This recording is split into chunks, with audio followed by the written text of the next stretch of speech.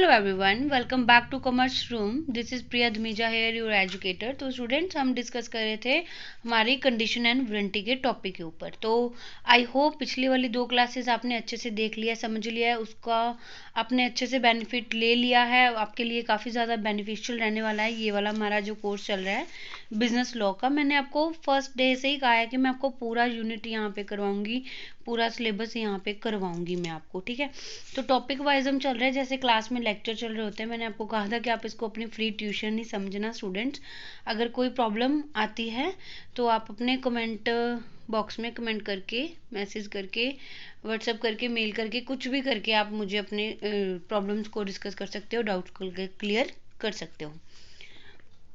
तो चलिए, हम टॉपिक डिस्कस कर रहे थे हमारा इम्पाइल्ड कंडीशन का, ठीक है। कि ऐसी कौन कौन सी सिचुएशंस होती है जहाँ पे जो हमारी कंडीशन है वो इम्पाइल्ड होती है, मतलब वहाँ पे एक्सप्रेसली नहीं बताया जाता कि ये चीज़ है या नहीं है। ओके, तो हमने 2 पॉइंट डिस्कस कर लिए थे लास्ट वाले लेक्चर में। वो कौन कौन से थे? Sale by description and condition as to the title, ठीक है। तो आगे बात कर रहे हैं सेल बाय सैंपल के ऊपर। सैंपल क्या होता है? सैंपल का मतलब क्या है? कॉन्ट्रैक्ट के बीच में वही है ना, कि जो आपको सैंपल दिखाया गया है बेचने के लिए, आपको ब्लैक चीजें नहीं दिखाई जा रही है, आपको उसी में से कुछ पार्ट निकाल के दिखाया जा रहा है, आपको प्रेजेंट किया जा रहा है। ओके, तो सेल बाय सैंपल का मतलब क्या है? When there is a term in a contract express और implied to sale by sample. जब आपको एक्सप्रेसली या इम्पाइल्डली ये कहा गया है कि आपको जो भी हम सेल करेंगे वो सैंपल दिखा के करेंगे, बेचेंगे बाय द सैंपल, तो उसको हम बोलते हैं सेल बाय सैंपल। तो सेल बाय सैंपल क्या है? There is a common intention of the parties that the goods should be a kind and quality as the sample is, कि जो आपको चीज़ें मिलेंगी उसकी जो क्वालिटी होगी, जो उसकी काइंड होगी, वो सेम एज सैंपल होगी, सैंपल की तरह होगी। जैसे बासमती राइस आपने 50 kg खरीदने हैं, ठीक है। तो अब सारे के सारे राइस को तो उठा के हाथ में लेके नहीं देखोगे कि उसका दाना कैसा है। ब्लैक में से आपने थोड़ा सा उठा के देख लिया, देखा कि उसका हर एक राइस का दाना है जो वो कैसा है, तो वो हो गया आपका sale by sample. Okay, I hope यहाँ तक आपको क्लियर होगा। तो कॉन्ट्रैक्ट ऑफ सेल में ये इम्पाइल्ड कंडीशन होती है कि जो आपका ब्लैक मटेरियल जाएगा वो सेम एज सैंपल होना चाहिए, उसकी क्वालिटी सैंपल की जैसी होनी चाहिए, जैसा सैंपल में दिखाया था, जैसा आपने बताया था वैसा होना चाहिए। Buyer shall have a reasonable opportunity of comparing the bulk with the sample.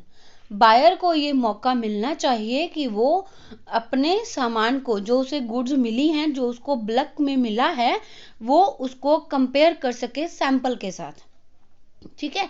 ये नहीं बस आपने एक सैंपल दिखा दिया, जब वो लेने गया था तब आपने सैंपल दिखा दिया, जब उसको गुड्स मिली हैं तब वो सैंपल के साथ उसको कंपेयर कर सकता है, ये उसका राइट है, उसको अपॉर्चुनिटी ये मिलनी चाहिए।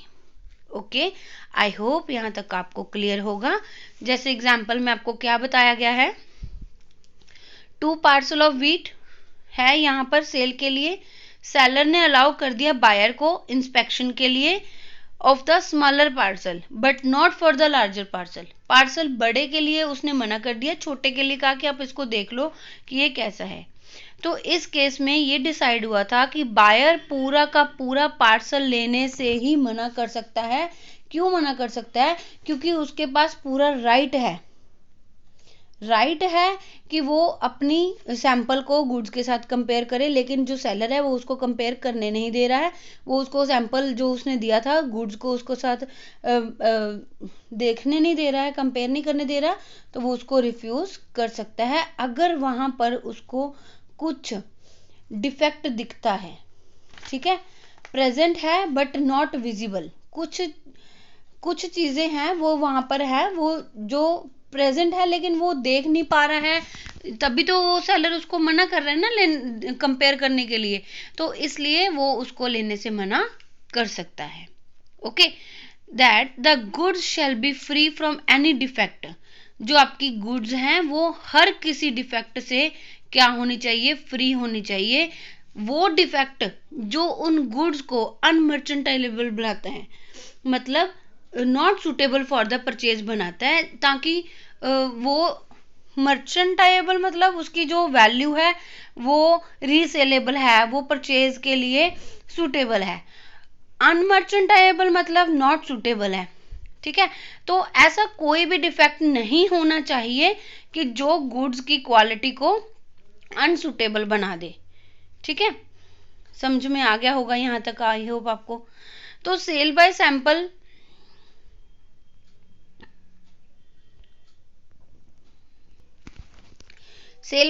में आपको यही बताया गया है कि पहला क्या है कि जो गुड्स हैं उसकी क्वालिटी, जो बल्क उसको मिल रहा है वो सैंपल के साथ होना चाहिए।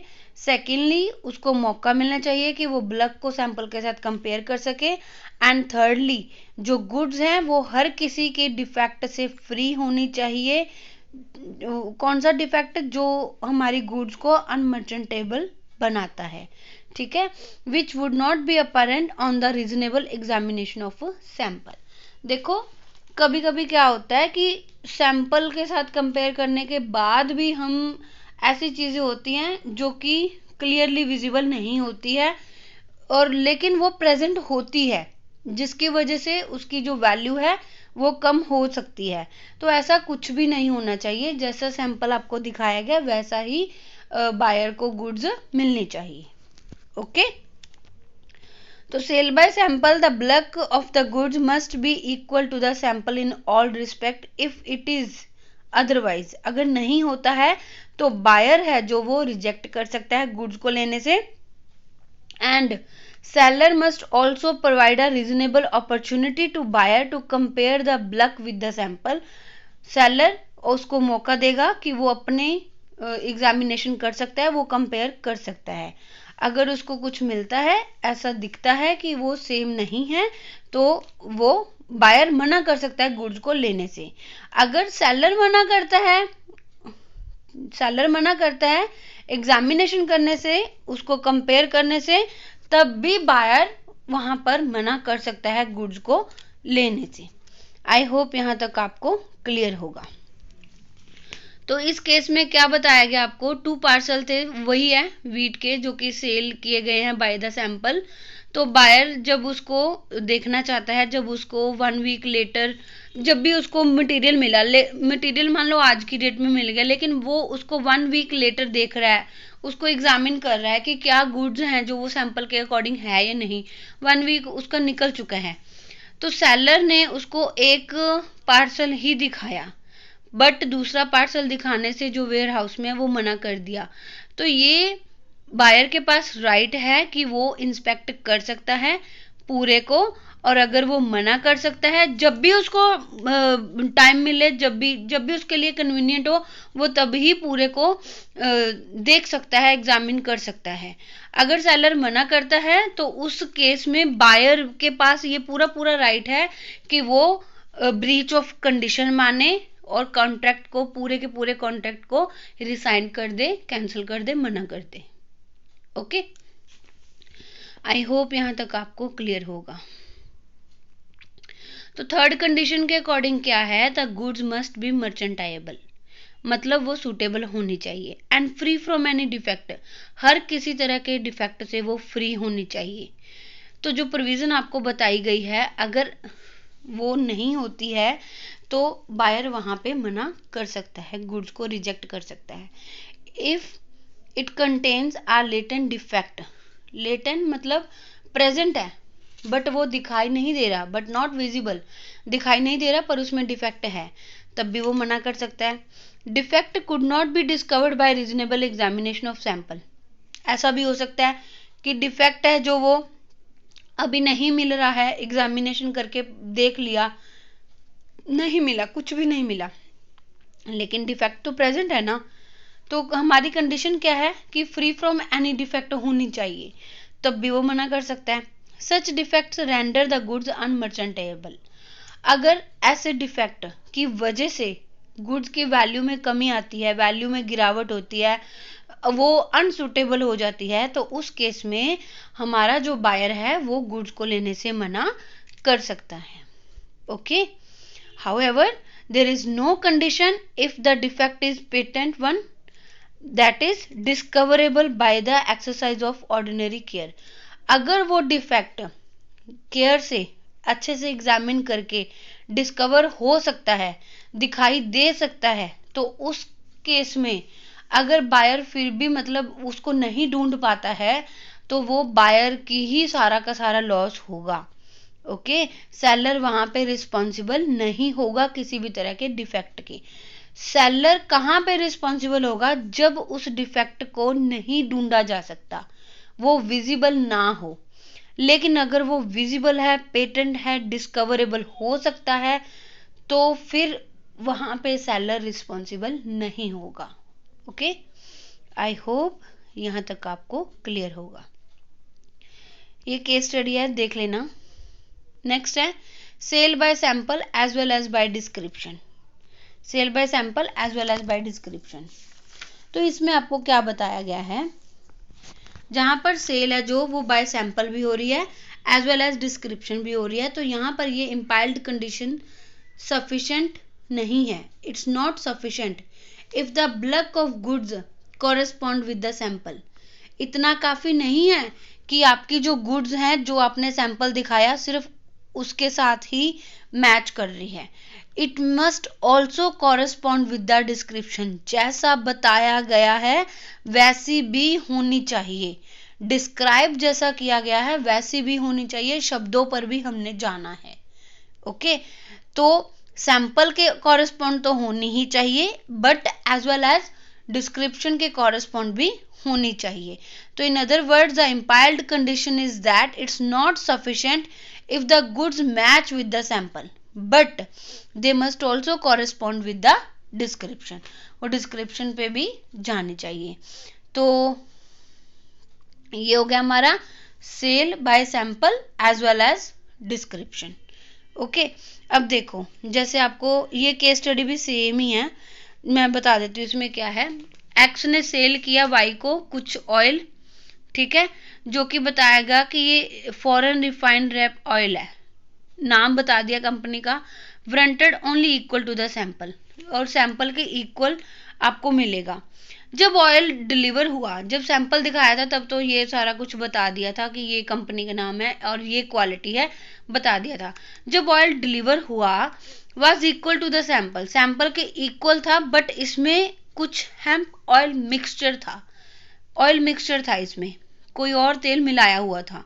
तो ये डिसाइड हुआ था कि वाई यहाँ पर रिजेक्ट कर सकता है गुड्स को लेने से, because the goods through the correspond with the sample. Sample के अकॉर्डिंग तो है, लेकिन as well didn't correspond with the description. Description के साथ मैच नहीं कर रहा है. ओके. क्लियर यहाँ तक? एग्जाम्पल भी आपको यही बताई गई है. ठीक है. ए ने एग्री किया बी को सेल करने का. Certain oil describe as refined sunflower oil बोला उसने कि मैं आपको दूंगा, और वारंटेड दिया कि इक्वल टू द सैंपल होगा. जब गुड्स को प्रोवाइड किया गया ये इक्वल टू द सैंपल थी, बट इसमें कुछ और ऑयल मिक्स था. तो बी ने उस बेसिस पे कि एज पर डिस्क्रिप्शन के अकॉर्डिंग नहीं है तो गुड्स को लेने से मना कर दिया. तो वो बी है जो ऐसा कर सकता है, ये उसके पास राइट है. क्यों राइट है? क्योंकि ये इम्पाइल्ड कंडीशन तोड़ी है ए ने. यहाँ पर हमारी कंडीशन है कि goods as sample as well as description दोनों की तरह ही होना चाहिए. आई होप यहाँ तक आपको क्लियर होगा. नेक्स्ट बात कर रहे हैं condition as to the quality और फिटनेस. ठीक है. तो ये मेरा बड़ा फेवरेट पॉइंट है, क्योंकि ये जब हमारे टीचर ने हमें करवाया था ना, तब उन्होंने जैसे एग्जांपल दी थी, जिस तरीके से करवाया था, ये सारा मुझे याद है अभी भी. चलो, condition as to the quality और फिटनेस, सेक्शन 16 सबसेक्शन 1. जो ये हमारी कंडीशन है कि जो गुड्स आपको मिलनी है वो क्वालिटी की होनी चाहिए और फिटनेस पे बेस्ड होनी चाहिए. ये जनरल रूल है. ठीक है. That there is no implied condition और warranty as to the quality और fitness for any particular purpose of goods supplied under the contract of cell.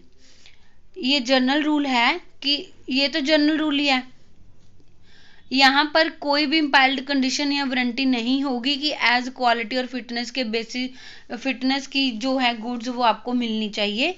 पर अगर बायर एक्सप्रेस कर दे या बाय द इम्प्लीकेशन वो सेलर को बता दे अपना पर्टिकुलर पर्पस क्या है, वो गुड्स को क्यों लेना चाहता है, तब उस केस में ये इम्पायर्ड कंडीशन लगती है। तब उस केस में जो भी सेलर सप्लाई करेगा, ठीक है, वो एज पर क्वालिटी और फिटनेस होनी चाहिए।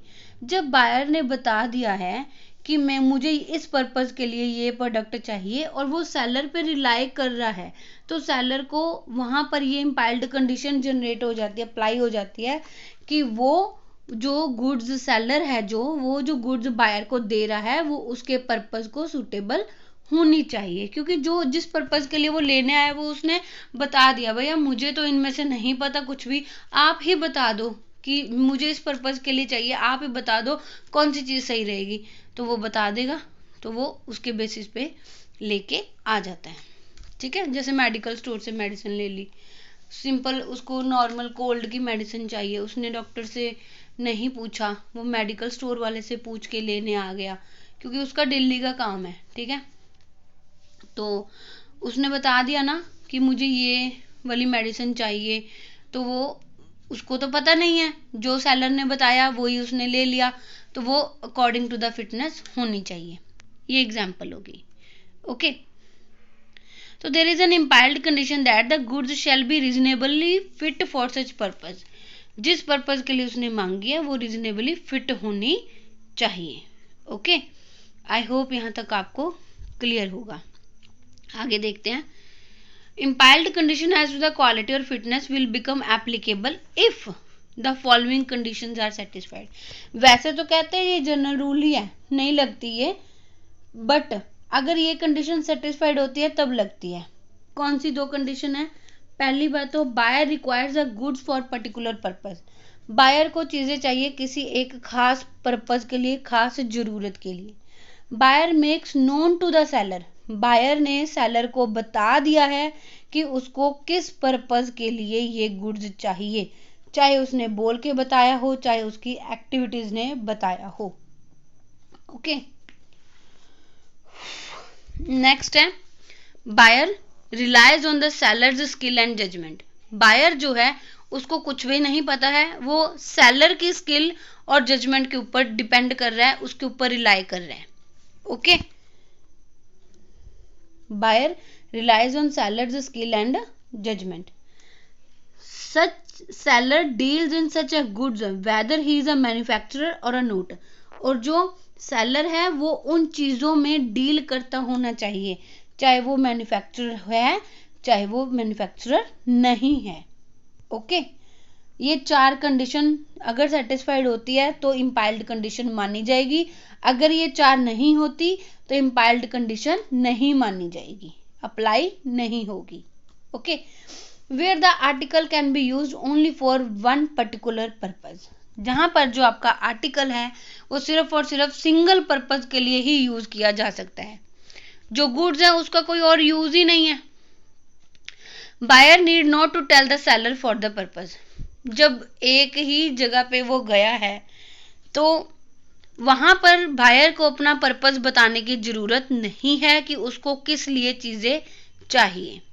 But where the article can be use for number of purposes, अलग अलग पर्पज के लिए यूज कर सकते हैं सेम आर्टिकल को, तो वहां पर सेलर को बताना पड़ेगा बायर को बताना पड़ेगा सेलर को कि मुझे किस पर्पज के लिए चीज चाहिए। तभी तो हमारी चार कंडीशन पूरी होगी, शर्तें पूरी होगी कि बायर ने सेलर को बता दिया, फिर वहां पर इम्पायर्ड कंडीशन अप्लाई हो जाएगी। ओके, तो only then the condition as to the quality और फिटनेस विल बी अप्लाई। जब वो बायर जो है जब वो सेलर को बता देगा कि मुझे किस पर्पज के लिए प्रोडक्ट चाहिए, तो उस केस में ही ये वाली इम्पायर्ड कंडीशन अप्लाई होगी, अदरवाइज नहीं होगी। ओके, आई होप यहाँ तक आपको क्लियर होगा। तो इस केस में आपको क्या बताया गया है, एक्स एक डॉक्टर है, परचेज किया उसने रिटेलर से वुलन अंडरपैंट्स मैन्युफैक्चर्ड बाय वाई। ठीक है, तो वाई से उसने परचेज कर लिया।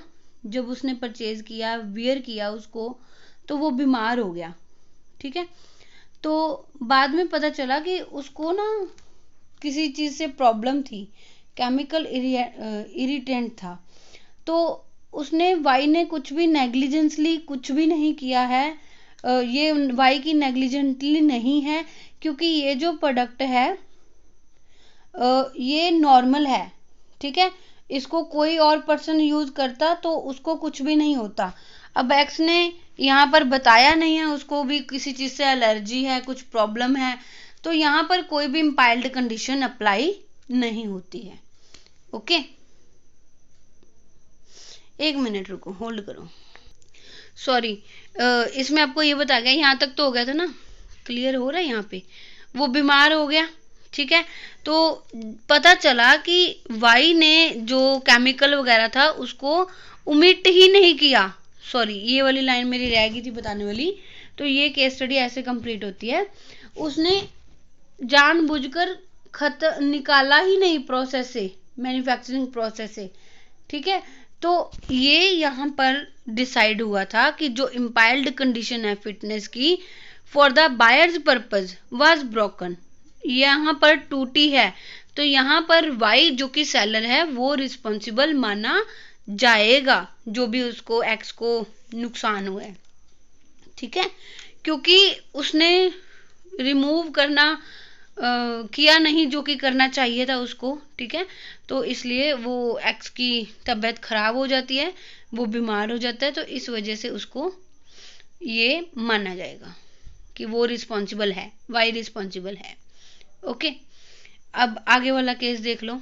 X purchase a hot water bottle from the retail chemist, यही वाली एग्जांपल दी थी हमारे टीचर ने भी। एक्स ने हॉट वाटर बॉटल परचेज करी है रिटेल केमिस्ट से। एक्स ने केमिस्ट को बताया कि मुझे if it would stand boiling water, क्या ये बॉइलिंग वाटर के लिए सही है? ठीक है, गर्म पानी के लिए, उबलता हुआ पानी के लिए सही है ये? तो केमिस्ट ने कहा कि हाँ ठीक है, was meant to hold hot water, ये हाँ इसी पर्पज के लिए है, जो जिस पर्पज के लिए आपको चाहिए। तो बॉटल जब वो उसकी वाइफ ने यूज करना शुरू किया तो वो क्या होगी, वो खराब होगी, बोतल ब्रस्ट हो गई, तो उसकी उसकी वाइफ जो है वो सीरियसली इंजर्ड होगी इस चीज से। तो यहाँ पर ये डिसाइड हुआ था कि जो केमिस्ट होगा वो लाइबल माना जाएगा एक्स के डैमेजेस के लिए, जितना भी उसको नुकसान हुआ है, क्योंकि उसको पता था कि जो बॉटल वो परचेज कर रहा है उसका पर्पज क्या है।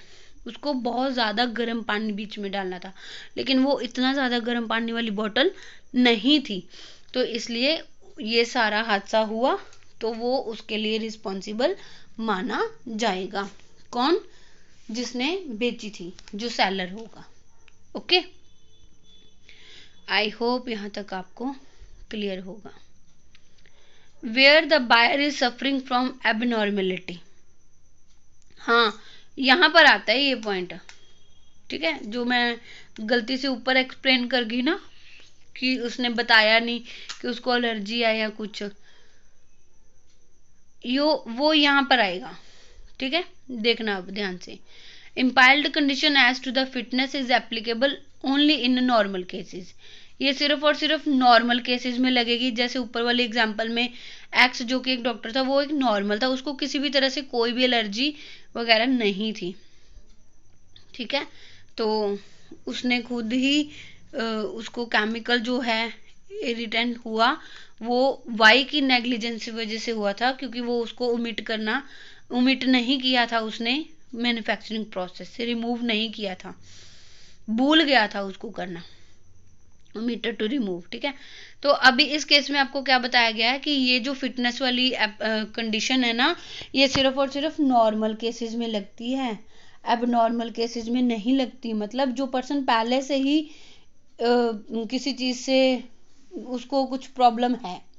ठीक है, where the buyer is suffering from abnormality, और ही इज ओवर सेंसिटिव, वो ओवर सेंसिटिव है उस आर्टिकल को यूज करने के लिए, and it is not made known to the seller, और ये चीज सेलर को तो नहीं पता ना जब तक वो उसको बताएगा ही नहीं।